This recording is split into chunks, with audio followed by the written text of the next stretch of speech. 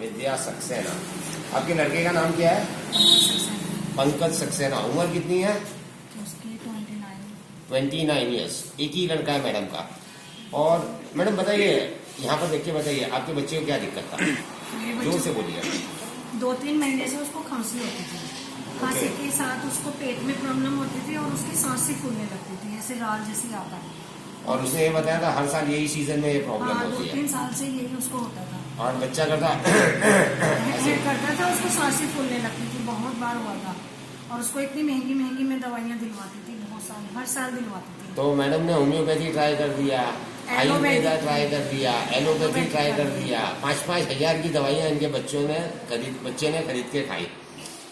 जब यहाँ पर मैडम आई तो जब हमने रेपर्टाइज किया तो मेडिसिन आई कॉक्टस।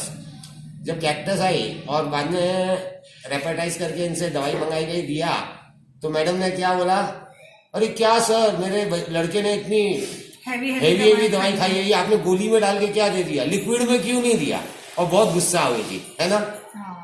और वो दवाई भी फेल हो गई।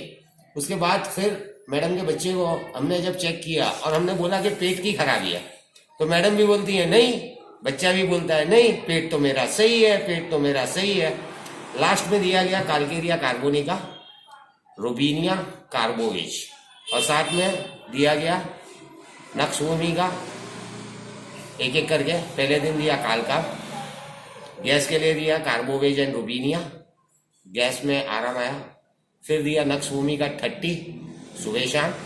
और कितने दिन में ठीक हो गया बच्चा? एक हफ्ते के अंदर बच्चा ठीक हो गया।